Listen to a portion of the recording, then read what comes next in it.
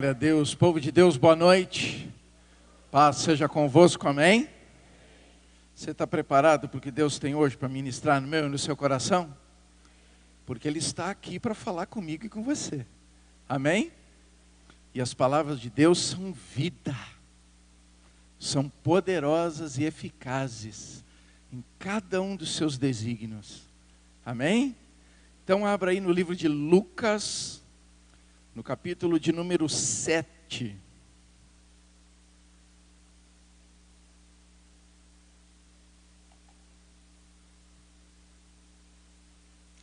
Lucas capítulo 7, nós vamos ler dos versos 1 ao 10.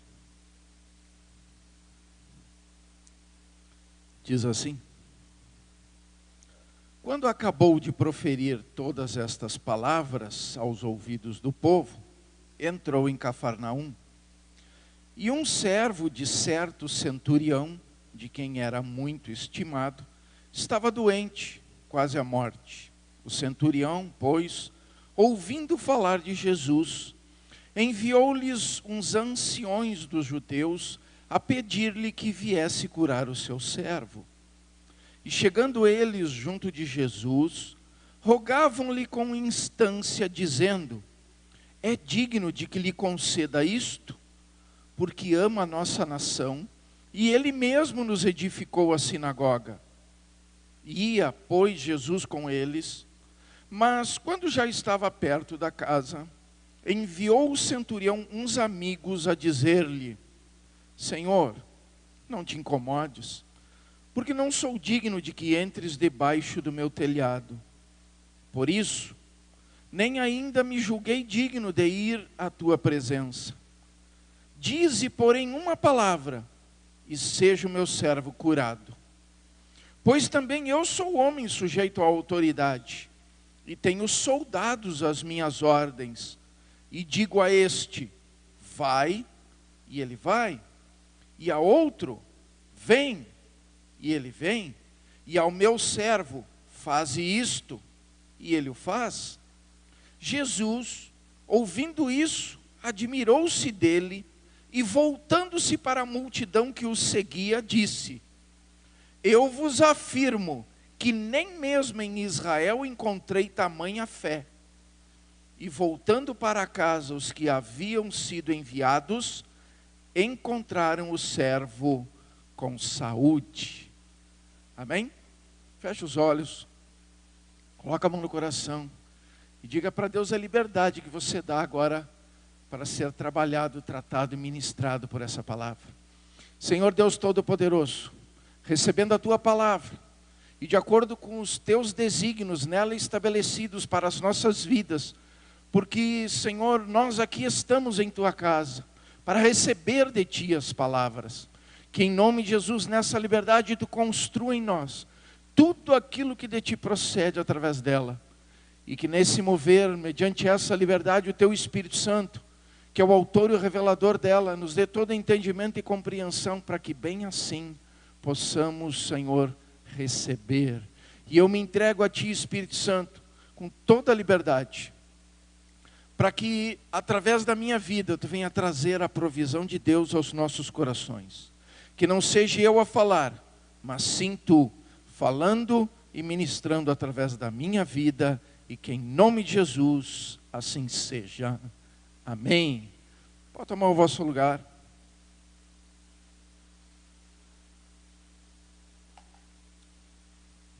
Meus amados, esse final de semana fui passear com meus amigos, motociclistas, e coube a mim então ser o líder da turma, e eu estava puxando a fila, como a gente diz, e eu estava seguindo as placas, mas uma hora terminou as placas, e eu fui tocando até que a gente chegou num lugar que terminou o asfalto e só tinha chão batido.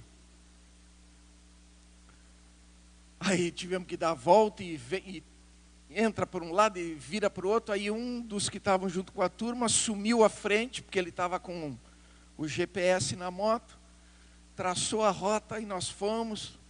seguimos o caminho. Por que eu estou falando isso? Porque depois o meu amigo chegou para mim e disse assim: Namur, qual é o manual do motociclista? Aí eu olhei para ele assim, manual do motociclista? Ele é o GPS, porque quem tem GPS não se perde.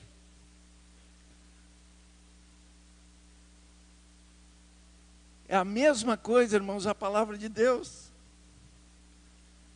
Ela é o GPS para a nossa vida espiritual, para a nossa vida de cristão, para a nossa vida de filho de Deus, e ela não permite que a gente erre o caminho.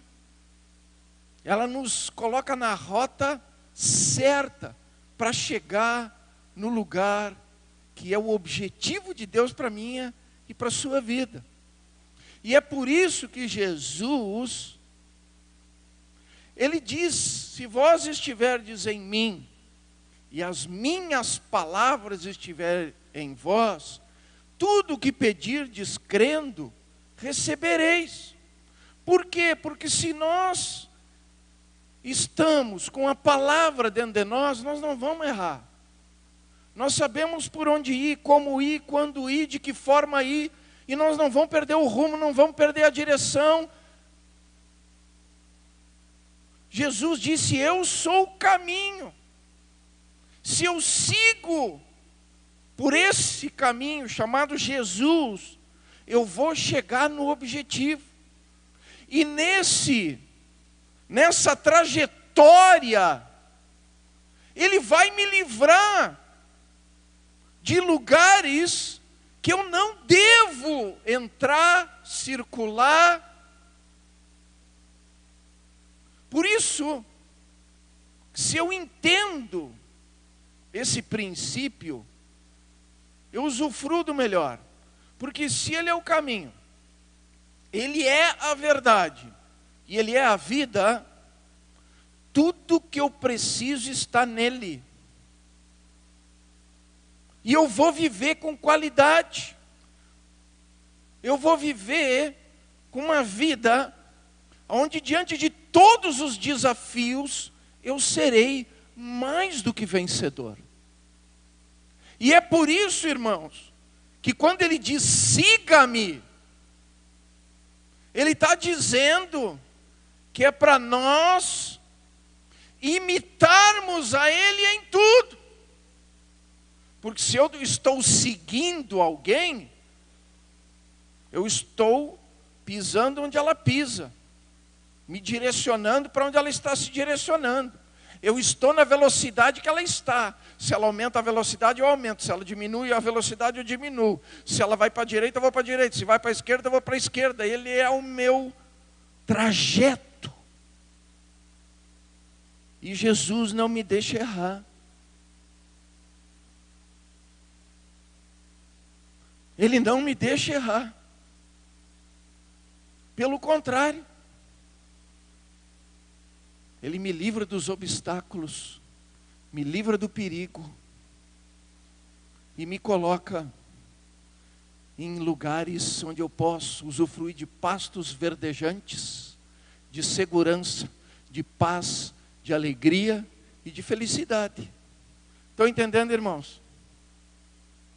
Por isso que quando eu medito na palavra, eu encontro qual é o norte de Deus para a minha vida espiritual. Quando nós lemos aqui essa situação, esse fato, esse evento, que envolve a vida deste centurião, envolve a vida do servo desse centurião, envolve a vida das pessoas que estavam sob o comando desse centurião, envolve a vida daqueles que eram amigos desse centurião, e envolve a vida de Jesus. Se a gente medita em tudo isso, a gente entende qual é a proposta, quando Ele diz que nós devemos tomar a nossa cruz e o seguir. Quando Ele diz que se as suas palavras estão em nós e nós estamos nele, ele nos faz seguirmos vitoriosos diante da rota que ele designa para mim e para você, como um cristão, como um filho de Deus, como um vencedor. Amém? O texto fala de um centurião preocupado com o seu servo. E aí eu quero que você entenda algumas coisas aqui. Centurião significa que ele era um oficial romano. Se eu for pegar dentro da patente militar, um centurião estaria ali no nível de um capitão de exército.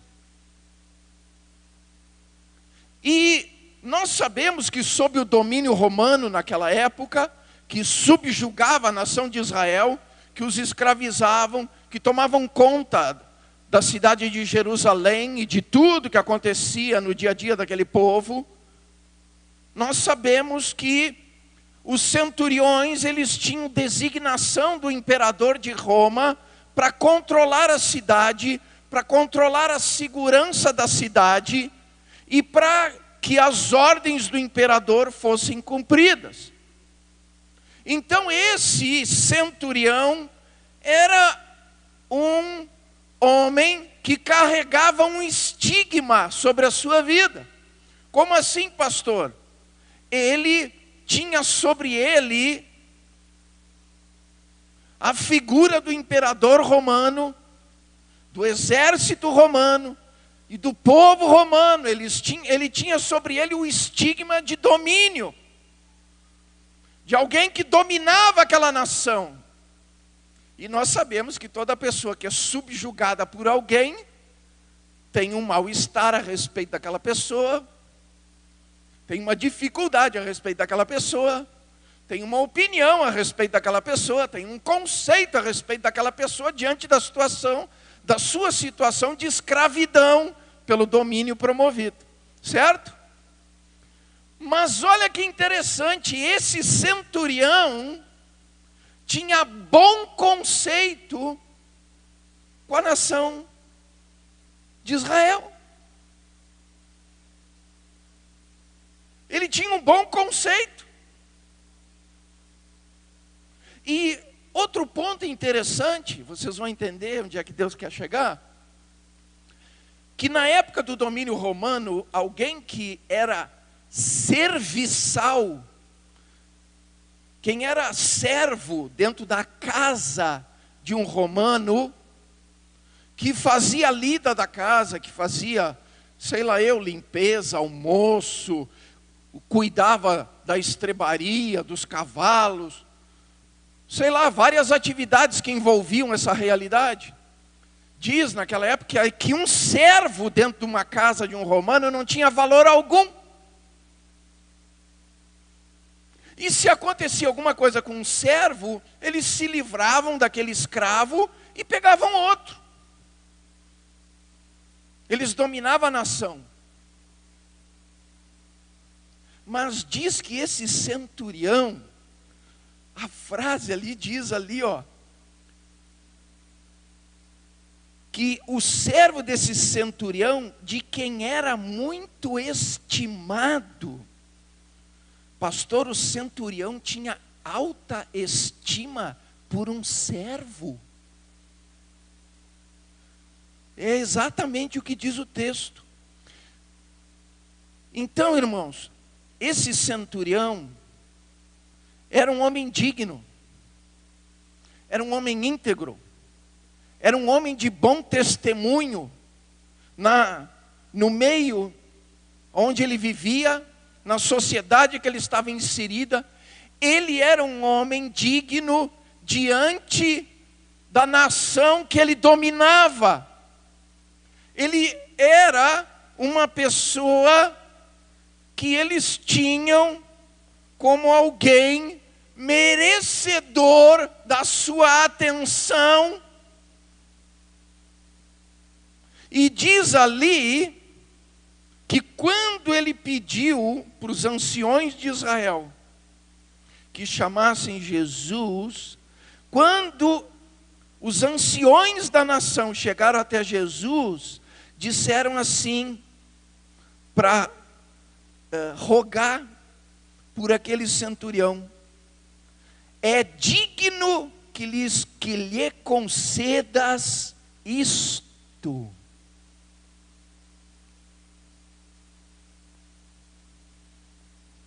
Ou seja, as pessoas fizeram questão de ir colaborar com a solução do problema daquele homem. Foram interceder por ele diante de Jesus.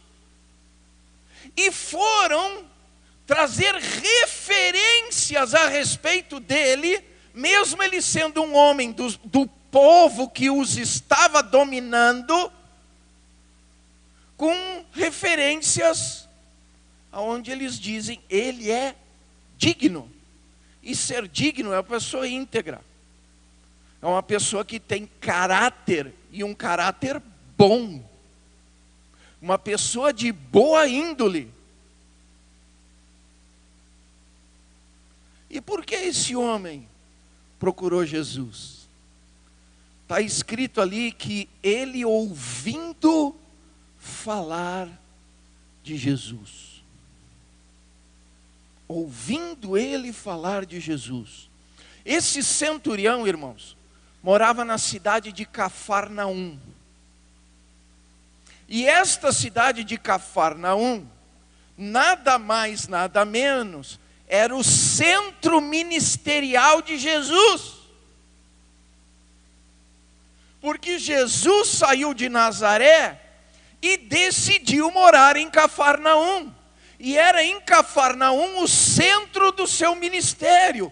Existem várias parábolas e várias situações de operação de milagres realizadas por Jesus, que foram realizadas na cidade de Cafarnaum, porque era em Cafarnaum a sede do seu ministério. É só você abrir Mateus capítulo 4, abra lá.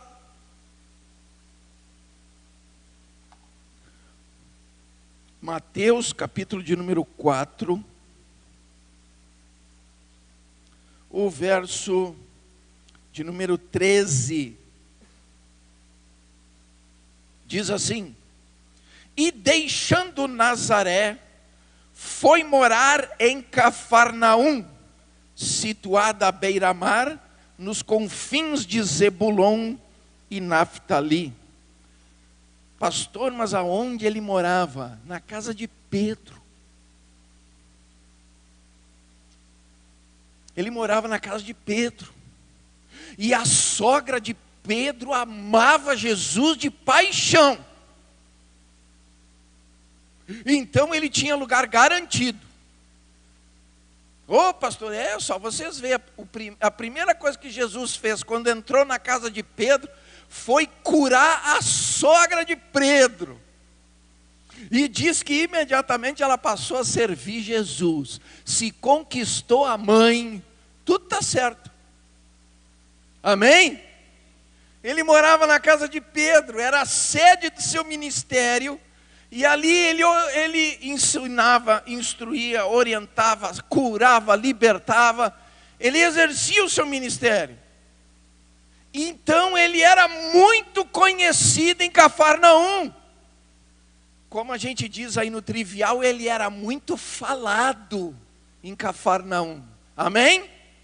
Por isso esse centurião, ouvindo falar de Jesus, despertou no seu coração a certeza e a convicção de que Jesus era a solução, de que Jesus era a resposta, de que Jesus era o que ele precisava para transformar a situação do seu lar, a situação do seu servo, do seu empregado. Ele sabia que Jesus era a resposta que ele precisava para esse problema. Irmãos, eu fico analisando que esse homem, ele não viu nada. Diz que ele ouviu falar. Como assim, pastor? Ele não viu milagre nenhum. Ele não participou de reuniões com Jesus. Diz que ele ouviu falar. Mas o que interessa aqui é o que ele despertou no seu coração. E aí, irmãos, fica a pergunta. Quando a gente ouve falar de Jesus, através destas palavras, que são palavras vivas, poderosas, eficazes, diante daquilo que ela revela, como fica o nosso coração? O que desperta na minha e na sua vida diante dessa verdade? Diante desta realidade da pessoa de Jesus, do poder de Jesus, da pessoa de Jesus. Porque isso faz toda a diferença, irmãos. Faz toda a diferença, porque diante de Jesus, nós só temos duas posturas espirituais a tomar. Ou eu creio, ou eu não creio. Ô pastor, em cima do muro não dá?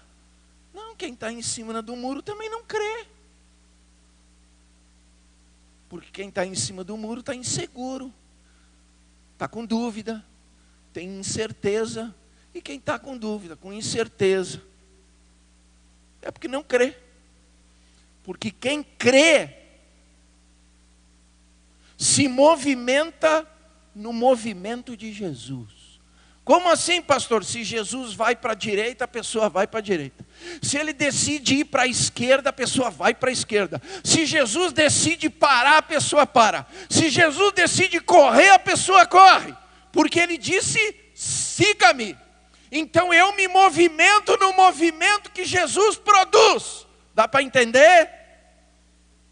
Porque se eu me movimento no movimento que Jesus produz, o que ele está produzindo também eu vou colher. Amém? Essa é a realidade que nós temos que entender. Agora tem gente que Jesus vira para a direita, a pessoa para, mas não dá para ser para a esquerda. Por que tem que ser para a direita? Ah, mas eu acho que se ir aqui pela frente, em vez de dobrar e ir à direita, o lugar é bem melhor. Mas, irmãos, Jesus decidiu dobrar à direita. E aqui em Brusque tem duas direitas, não tem uma. Quando eu cheguei na cidade, eu perguntava para ir para algum lugar, o pessoal dizia, não, vira ali à direita. Quase que eu perguntava, qual das duas?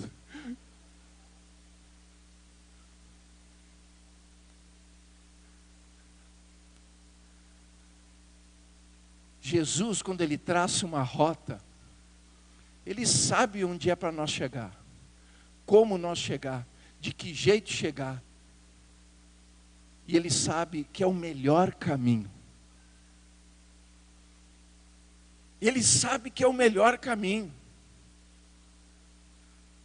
O desafio do siga-me é estabelecido pela renúncia, irmãos. E renunciar é abrir mão do que eu penso, do que eu acho. É eu abrir mão dos meus conceitos, dos meus preconceitos e fazer o que Jesus quer que eu faça. Me movimentar no movimento dele. Porque, irmãos, diante de Deus está escrito, buscai primeiro as coisas do reino de Deus, da sua justiça, e então depois Deus vai começar a acrescentar. É o que está lá em Mateus 6,33. Buscai em primeiro lugar o reino dos céus, a sua justiça, e as demais coisas vos serão acrescentadas. Tem muitas pessoas que não conseguem o acréscimo de Deus na sua vida, porque não consegue renunciar e se movimentar no movimento que Jesus está fazendo.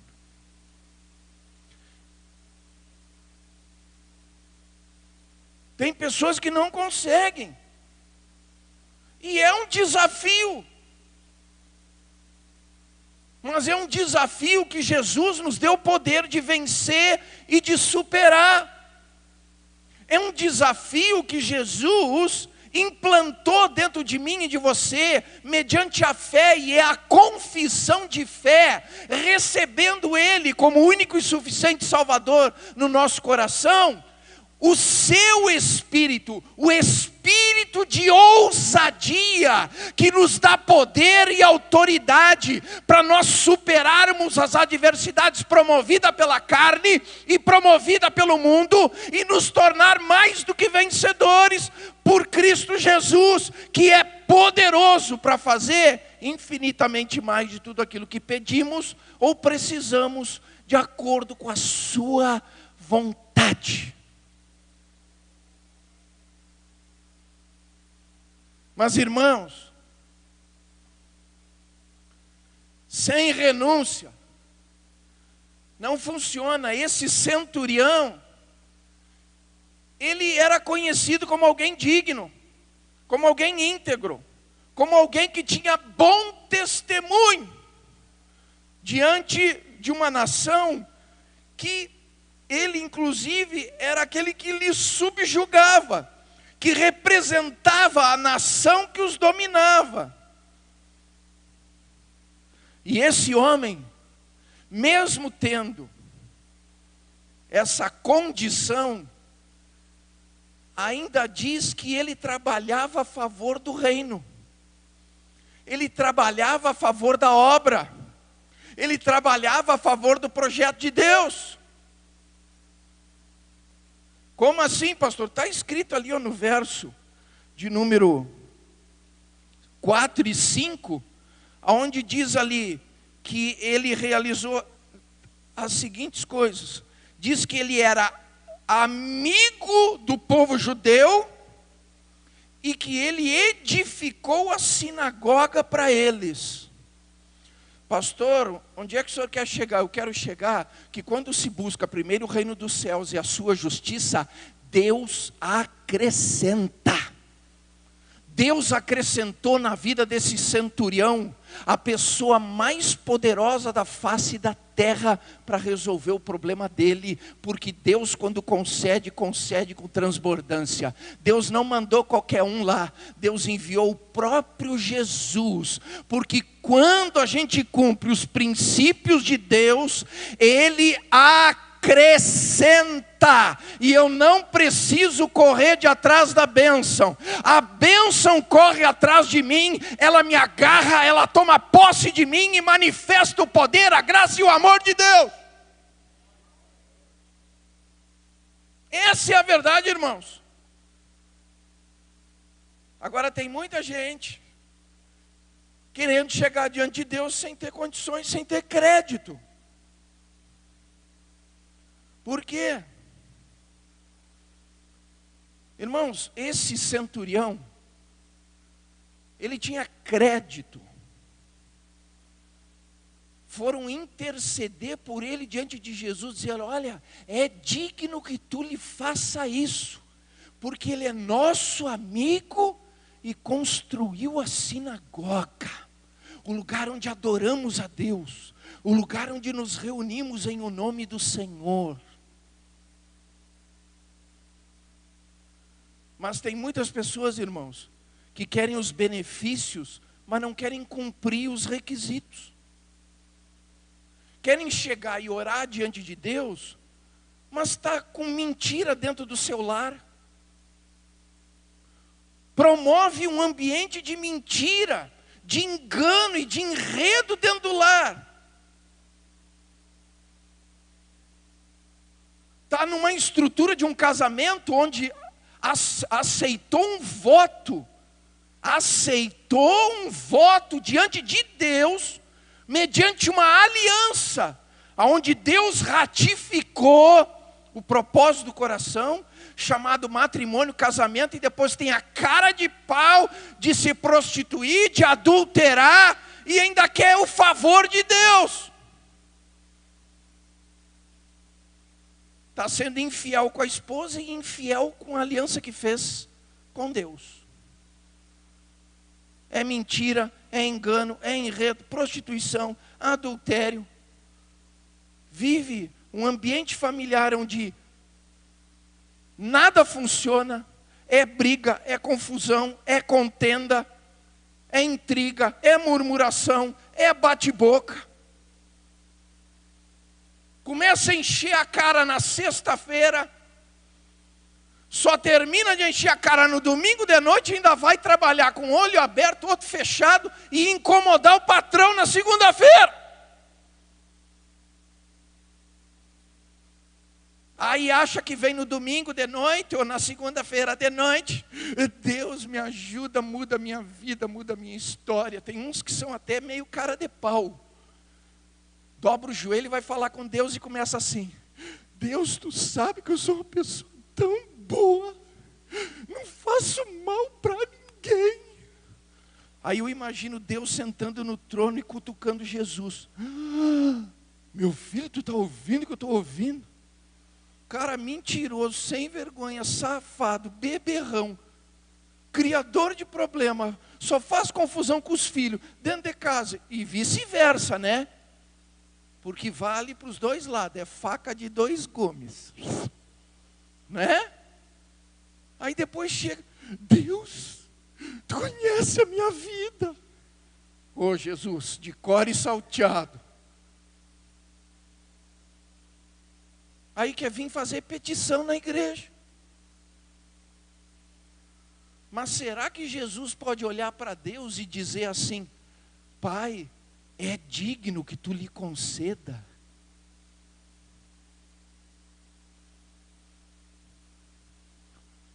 Será? Será que Jesus consegue fazer? Qual é a proposta de Deus? Sede santo porque eu sou santo. Ô pastor, mas eu sou um pecador, e vai continuar sendo. Nós não mudamos a nossa natureza, a gente continua sendo pecador. A diferença é que a gente não pratica mais o pecado. Dá para entender? Por quê? Porque a gente se movimenta conforme o movimento de Jesus. Ah, mas pastor, a Bíblia não diz que não pode beber. Realmente, não está escrito, e não beberás. Não está escrito. Mas está escrito, não encherás a cara. Está escrito, não vos embriagueis. Isso está escrito. Ô pastor, o senhor quer dizer então o que eu quero dizer aqui? Não proíbe de você beber, agora não vai promover escândalo para o teu irmão. Porque se você beber um copinho, mas na frente de outras pessoas que não têm condição espiritual e nem discernimento espiritual, ou são novinho na fé e não conseguem entender aquilo, você é réu da situação. E você está em pecado, ainda que não encheu a cara. Mas você promoveu a queda de uma outra pessoa. Ô pastor, então se eu tomar um copinho na minha casa, a única pessoa que vai ver é Deus. Né? A única pessoa que vai ver é Deus. E cada um sabe de si. Né? Não, eu vou tomar só um copinho. Só mais um pouquinho. Só, é o último. Agora a saideira. A Bíblia diz, não deis lugar ao diabo. E aí eu pergunto uma coisa para você. O teu filho, que você diz que é cristão, a tua filha, que você diz que crê em Jesus e que obedece a palavra, quando te vê tomando, vai pensar o quê? E quando chegar na adolescência, a Bíblia diz que os filhos são como flechas, que são lançados muito mais longe do que a distância que nós percorremos. Sabe o que isso significa? Que ele viu você tomar um copo, mas ele vai tomar 10. E aí, meu filho, pega essa. Quando você for dizer que não pode ele ou ela fazer, aí, como diz os gaúchos lá na fronteira, tu tá de cueca e quer que eu bote a calça?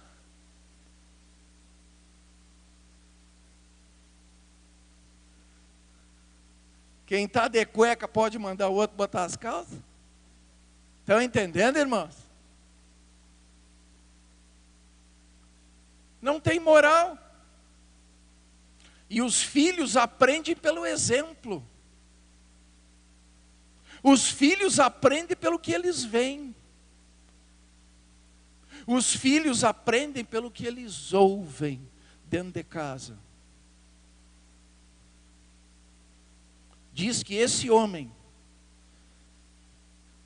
foram interceder a favor dele diante de Jesus, porque ele era digno, porque ele amava o povo de Deus e porque ele trabalhava a favor da obra de Deus. Tem gente, irmãos, que quer fazer oração porque está com problema financeiro, mas não honra a casa de Deus. Aí quer que Deus honre a dele. Chega aqui, eu não vou dar dízimo, porque eu não sei o que o pastor vai fazer com o dinheiro. Eu não vou dar oferta nenhuma, esses pastores são isso, são aquilo outro. Mas, meu querido, você não entrega dízimo para pastor e nem oferta para pastor. Você investe no reino. Se você não entende isso, o que vai acontecer? Você não vai usufruir do benefício da atitude. Porque como que Jesus vai interceder se você não está se movimentando no movimento que ele faz? Eu estou com uma crise na minha empresa, eu estou com a minha empresa para falir, eu estou desempregado, mas você não honra a casa, você não honra a obra, você não investe no projeto de Deus, porque ele vai investir no seu. Sabe que uma vez a gente encontrou um andarilho, eu, a minha filha e mais uns alunos da escola teológica, e a gente trouxe ele para a igreja, providenciou banho para ele, roupa, demos assistência para ele, alimentação, conseguimos uma casinha para ele morar, conseguimos um emprego para ele, providenciamos tudo que a gente pôde de melhor para ele, tá? E ele era um andarilho, quero que você entenda isso. Um dia eu chego, estou subindo para o culto, eu encontro ele ali no pátio. Aí eu abracei ele e tudo, e eu disse, vamos subir? Ele disse, não pastor, hoje eu não vou assistir o culto.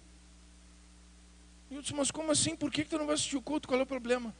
Não pastor, é que eu não trouxe oferta.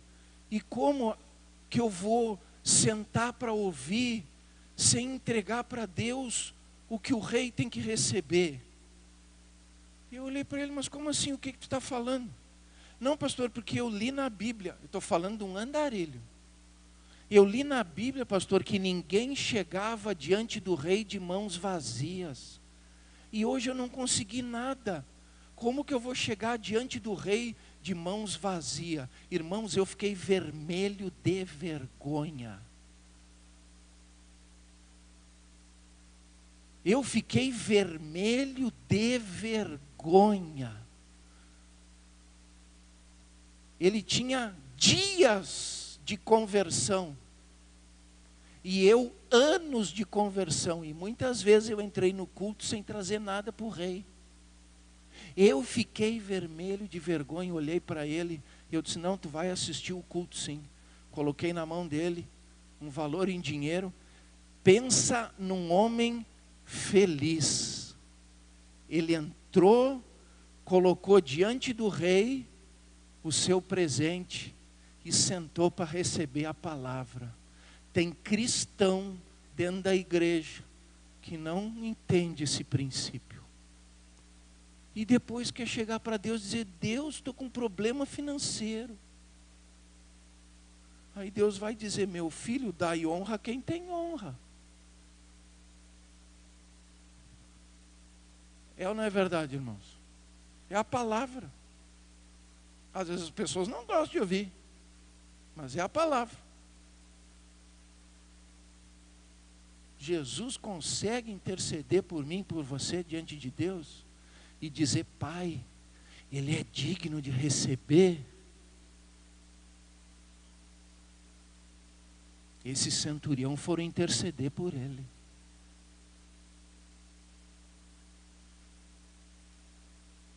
Sede santo porque eu sou santo. Ah, pastor, mas ninguém é perfeito. Não, não é perfeito. Eu também tenho as minhas imperfeições. Agora tem uma coisa: Deus conhece cada uma delas. Porque lembram que uma vez, numa pregação, eu expliquei que a palavra hebraica, que a gente traduz por oração, é mitpalel? Lembram? Mitpalel? Olhar para dentro. Orar é olhar para dentro, porque quando eu olho para dentro, eu vejo tudo que eu preciso falar para Deus. A respeito de quem? De mim. De mim. De mim.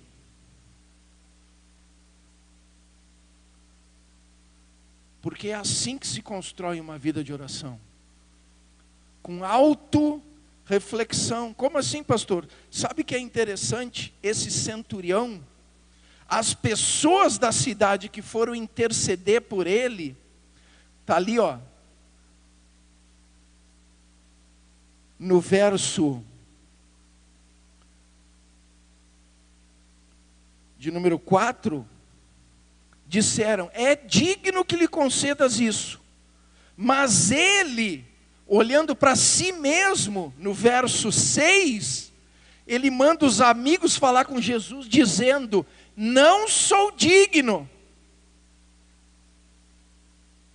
Ele tinha um conceito dele mesmo. Ele olhava para dentro de si, enquanto os outros intercediam por ele, dizendo que ele era digno, ele se apresentava para Jesus dizendo: não sou digno. Autorreflexão, autoconhecimento e expressão de verdade. E, irmãos, vamos combinar, quem é que é digno? Ninguém. A gente só não é consumido única e exclusivamente pela misericórdia de Deus, que nos é manifesta na pessoa de Jesus Cristo, como nosso Redentor, como nosso Salvador. Porque se não é por Cristo, se não é pela obra da cruz, se não é pelo poder do sangue de Jesus, nós já teríamos sido destruídos.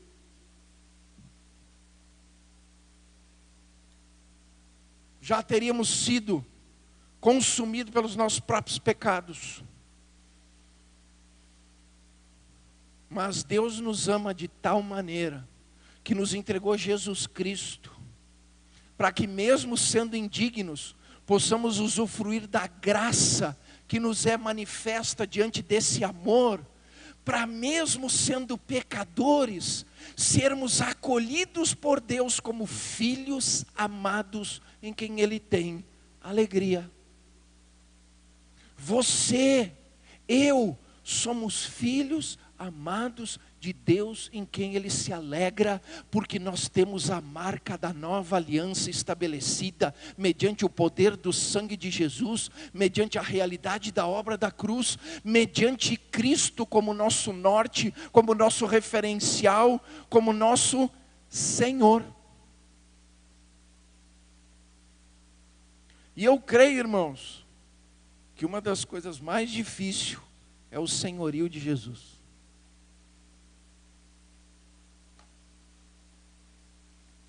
Esse centurião disse: olha, Jesus, eu não sou digno que tu entre na minha casa, mas manda só uma palavra.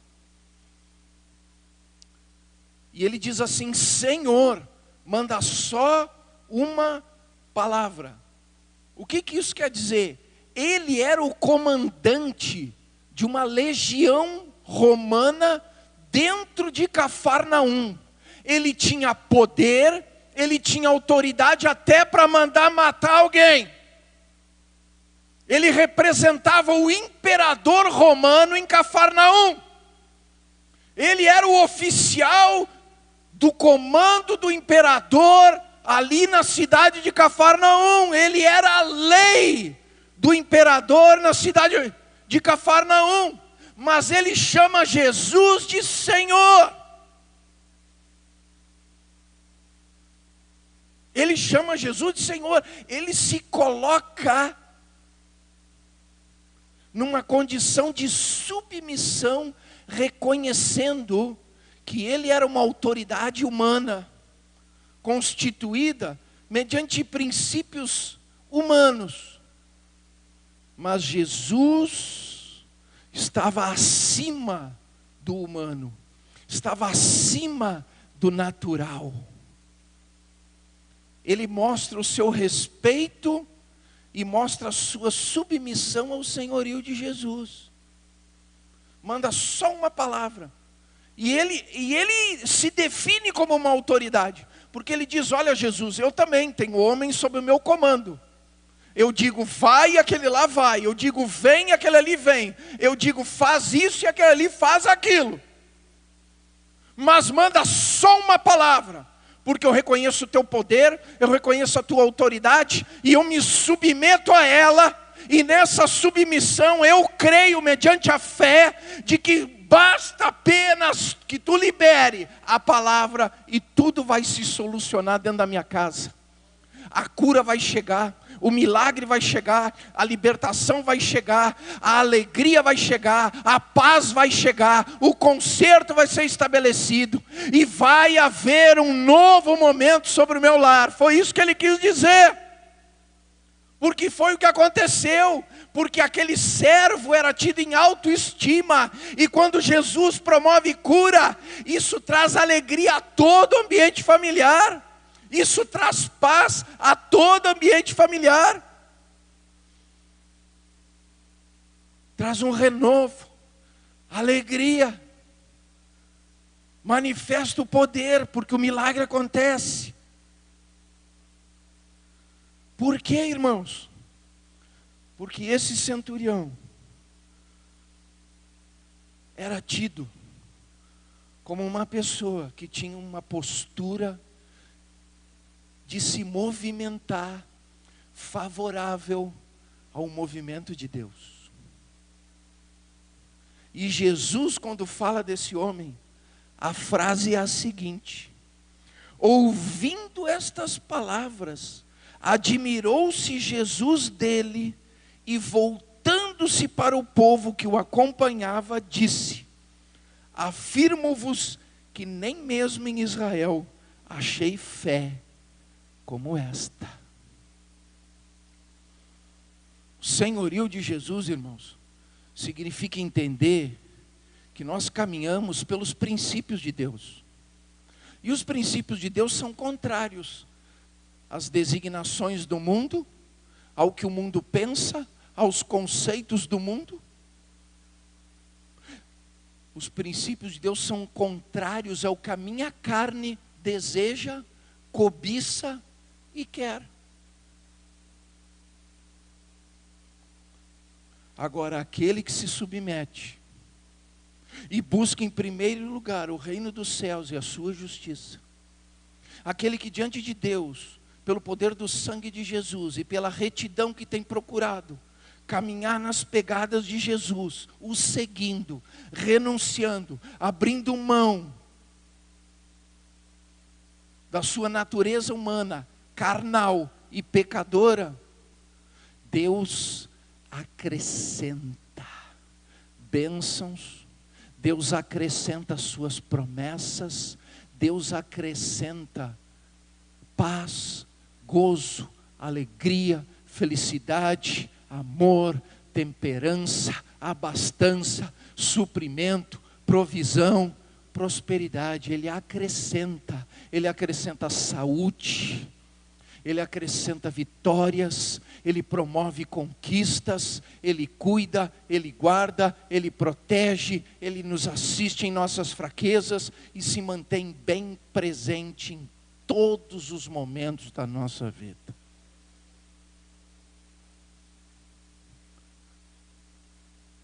Esse centurião mostra para mim e para você que nós temos desafios a cumprir. Desafios de fé. Porque quem crê em Jesus, crê mediante a fé. E se eu creio mediante a fé, então eu estou disposto a obedecer, a me submeter, a me movimentar no movimento dele. E quando eu faço isso, diz que Jesus é meu advogado diante do Pai. Diz que Jesus roga por mim. Diz que Jesus chega por mim e por você e diz assim: Pai, Ele é digno que lhe concedas, porque as minhas palavras estão nele, e Ele está em mim, e Ele me segue. Ele me segue. Ele me segue. Fique de pé.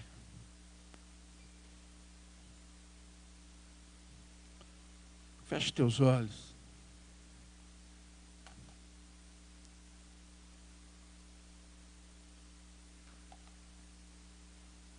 E vamos refletir. Vamos refletir. O que eu preciso mudar? O que eu preciso deixar? O que eu preciso abrir mão?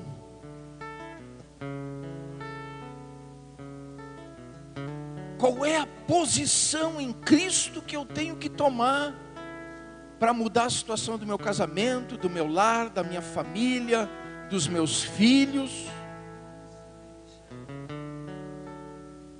Porque não é os outros que têm que mudar. Mudo eu, e os outros começam a ver a minha mudança, e os outros começam a mudar. Mas mudo eu. Deixo eu.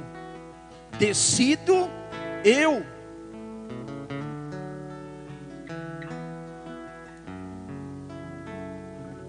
Irmãos, nós estamos perdendo privilégios com Deus por causa de interesses errados, por causa daquilo que nos tenta e a gente deixa tomar conta. Nós estamos abrindo mão de privilégios com Deus por causa de celular, de internet, de redes sociais. Nós estamos abrindo mão de receber o melhor de Deus por causa de prazeres carnais, mundanos, temporários, passageiros. Estamos perdendo de receber a manifestação do poder de Deus através de Cristo Jesus, por querer nós mesmos dar o rumo para a nossa vida. Quando Jesus diz: segue-me. Mas hoje é noite de oportunidade. Hoje é noite de oportunidade. E o desafio é declarar: eu vou fazer diferente. Eu vou agir diferente. Eu vou me submeter a Deus de maneira diferente.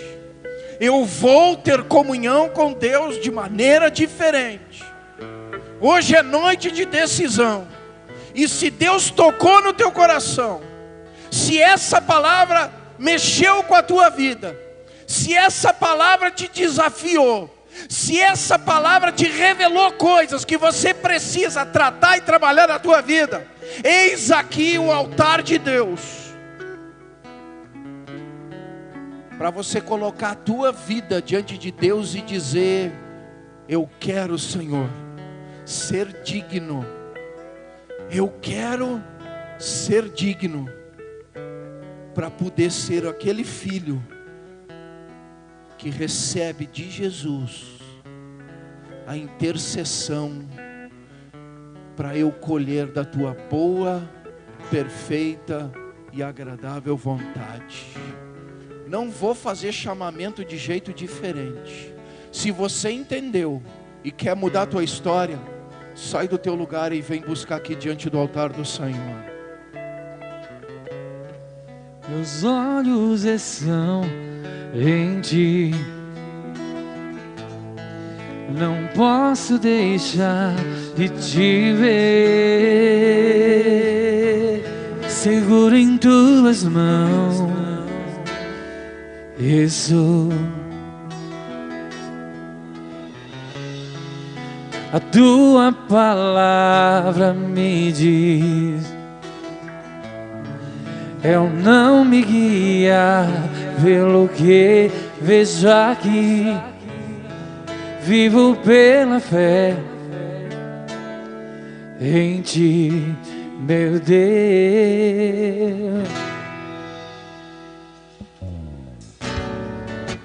Vento pode soprar, o mar se enfurecer, o mundo pode me atacar, maior és tu em mim, Deus da minha vida, Senhor da minha casa,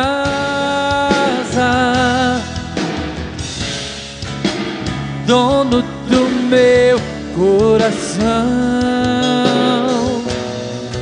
Confio em ti, Senhor. A minha alma canta,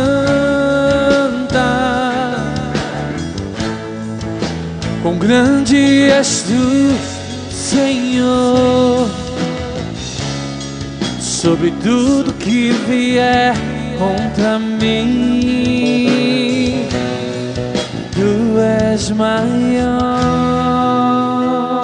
Senhor Deus Todo-Poderoso, eis que aqui estamos diante de ti, Senhor, entregando as nossas vidas, conscientes, fazendo uma autorreflexão, assim como aquele centurião fez, reconhecendo o teu senhorio, o teu poder e a vontade de se submeter aos teus propósitos, à movimentação que tu tens trazido a nós para te seguir.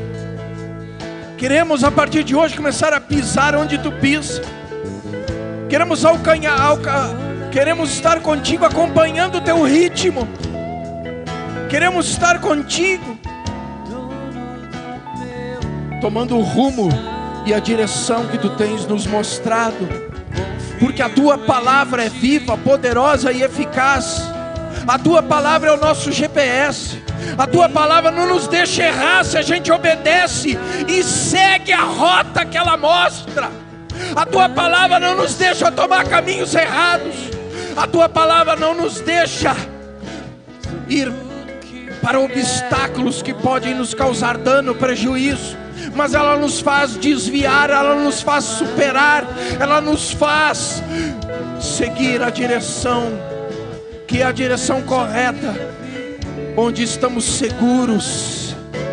Que em nome de Jesus tu manifeste o teu poder, e assim como tu trouxe refrigério na casa daquele centurião, tu traga refrigério sobre nossa vida, nosso lar, nosso casamento, manifestando o poder e consertando o que tem que ser consertado mediante a atitude que tomamos diante de ti, dizendo eu quero, Eu quero essa mudança. Oh Jesus, opera mediante o teu poder. Vivifica, abençoa. Porque nós decidimos buscar em primeiro lugar nessa noite o teu reino e a tua justiça, e viver conforme os princípios do reino e dessa justiça que de ti procede, sendo testemunhos vivos, exemplos a serem seguidos, exemplos a serem reconhecidos, manifestando que temos a tua marca, que temos o teu selo. Opera como operaste na casa do centurião, trazendo cura. Sara e cura as nossas vidas. Sara e cura o nosso relacionamento. Sara e cura a nossa vida espiritual. Sara e cura o nosso corpo físico. Em nome de Jesus. Oh Jesus, assim como operaste sobre a casa do centurião, trazendo alegria, trazendo vida, que assim tu também operes sobre cada um de nossos lares, cada uma de nossas vidas. Que assim como tu manifestou um milagre, porque aquele servo estava à morte, que tu traga a vida aonde secou, que tu traga um amor renovado aonde o amor morreu. Em nome de Jesus, opera, e com o mesmo poder, com a mesma intensidade, com a mesma graça e com o mesmo amor que operaste sobre a casa do centurião. Em nome de Jesus, Senhor, manifesta o poder, nos livra do mal, do laço, do enredo, das represárias e dos ataques que o inimigo promoveu diante das minhas atitudes erradas, as quais eu decido consertar aqui diante de ti, para que não prospere mais a ação maligna, em nome de Jesus, mas que o diabo seja envergonhado, em nome de Jesus. Opera mediante o teu poder, Senhor, em nome de Jesus. Traz alegria a esse coração, sabendo que diante dessa atitude de fé, Jesus está dizendo: Pai, é digno que concedas o desejo do seu coração. E sendo assim, ó Deus, mediante a tua riqueza em glória por Cristo Jesus, tu supra cada uma das necessidades dos teus filhos que aqui estão, para honra e glória da tua verdade, da tua palavra, da tua justiça, do teu amor. E em nome de Jesus, que assim seja. Glória e todo o seu amor, infinita humildade, servo de todos os irmãos, que ele cresça, eu diminua, que ele apareça, eu me constranja com a sua glória e todo o seu amor, infinita humildade, servo de todos os irmãos. Oh glória, amém? Você crê? Você recebe? Então aplauda e glorifique esse Deus, porque hoje é noite de conserto, hoje é noite de restauração, hoje é noite de vida, hoje é noite de milagre, hoje é noite de cura para você, aleluia! Oh glória! Oh glória! Aleluia! Amém? Essa fé pode voltar para o seu lugar. Pode tomar o seu assento.